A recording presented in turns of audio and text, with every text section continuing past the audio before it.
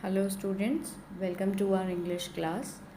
Today I am going to start with the new poem of your English book, A Tiger in the Zoo by Leslie Norris. But to move on further with our poem, I would like to inform you that we have already covered 4 poems of your book in my previous video. I hope you all understood those poems very well. So let's talk about this poem. But first we will discuss something about the poet as well. Okay. George Leslie Norris is the poet of this poem. He was born on 21st May 1921. He was a Welsh poet and a short story writer, especially of the post-war period. He was published his first poem in 1938, that is a poem, A Tiger in the Zoo. His career as a poet began to take off when his first collection, Finding Gold, was published in 1967. He was also a teacher and then he became a principal and later on he became a lecturer of an academic institutions in Britain and United States. His works are like Finding Gold, The Loud Window, Sliding, Holy Places, and A Tiger in the Zoo. Let's talk about the poem now. So, basically, this poem is a contrast between the life of a tiger who is confined or caged in a zoo and the tiger who is freely wandering or roaming in the forest, or you can say in its natural habitat, isn't it? So the forest is without any restriction.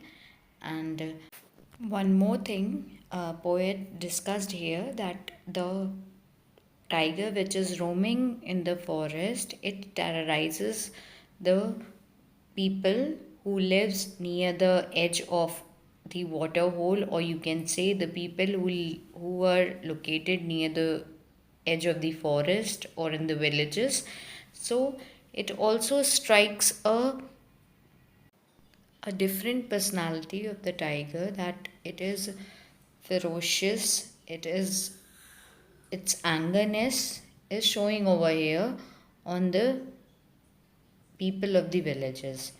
So through this, the poet is trying to convey the idea that wild animals must be left free to enjoy in their natural surroundings so that they can enjoy the real behavior, they can show their real behavior.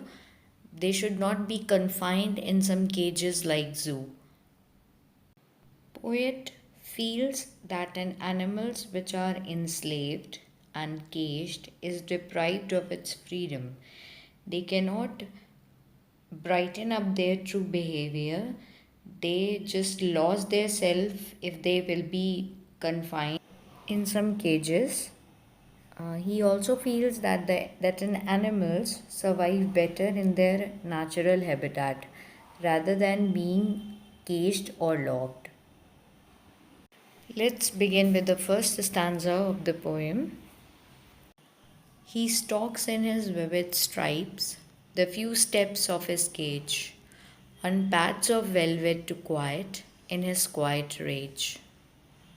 Here, stalks means follows. यहाँ पर इस paragraph में ही किसको refer किया जा रहा है? Tiger को रेफ़र किया जा रहा है. स्टॉक का मतलब क्या होता है? फॉलो करना. एंड विविड स्ट्राइप्स, जैसा कि आप पिक्चर में देख पा रहे हैं कि जो टाइगर है उसकी जो स्किन का कलर है, यानी जो उसके बैकग्राउंड है वो कैसा है, उस पर स्ट्राइप्स दिख रही हैं आपको, है ना.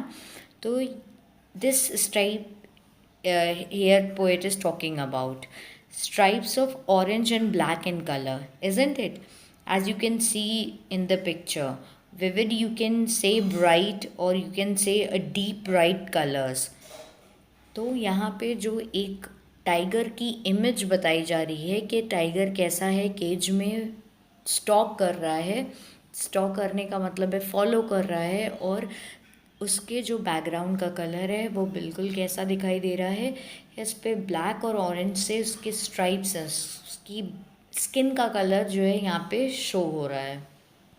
The few steps of his cage, few steps यहाँ पे रेफ़र किया जा रहा है कि केज कैसा है, कन्फाइंड है, इट्स अ स्मॉल केज, और जो टाइगर है वो बार बार उन्हीं स्टेप्स को फॉलो कर रहा है जो वो ऑलरेडी ले चुका है, उन्हीं स्टेप्स को फॉलो कर रहा है। उसकी जो लेंथ है वैंडर करने की, रोम करने की, that is very small, and it is because he is already confined in that cage, locked in that cage, he doesn't have any option to go somewhere else, so he was just following his steps again and again। और उन steps के बाद यहाँ पे next line में क्या बोला जा रहा है, on pads of velvet quite, pads of velvet quiet is here, pads refers to the paws of the tiger, isn't it? And velvet, as you know, it's about fabric। तो जो tiger के pause हैं, tiger के पैर हैं, have you seen, if you have seen any dog और if you have seen any kitten, you must have seen that paws की, वो पॉज का जो नीचे का पोर्शन होता है वो कैसा होता है, बहुत ही सॉफ्ट होता है, वेलवेटी होता है। तो यहाँ पे पोएट ने कंपेयर किया है कि उसके पॉज कैसे हैं, सॉफ्ट हैं, एक वेलवेट की तरह हैं,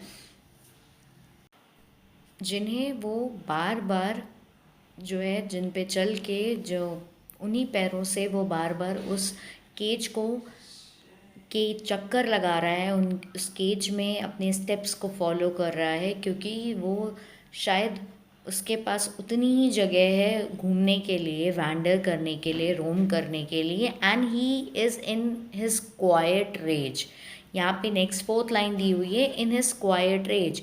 raise means violent behavior, uncontrollable anger, he was in extreme anger that he won't be able to go somewhere else, he was locked, he was confined, he is showing his angerness by moving, by following his steps again and again, बार बार उन्हीं कदमों को दोहरा रहा है वो। क्यों? क्योंकि उसके पास जाने के लिए कोई और जगह नहीं है, उसको बंद कर दिया गया है, उसकी जगह जो है वो कहीं ना कहीं उसके रोम करने के लिए, उसके वैंडर करने के लिए, उसके घूमने के लिए उसे कम पड़ रही है, इसीलिए वो शायद फ्यूरियस है, गुस्से में है, उसको that's why he is angry, that's why he showing this kind of violent behaviour and repeating his steps again and again in that area or in that confined zoo or a cage.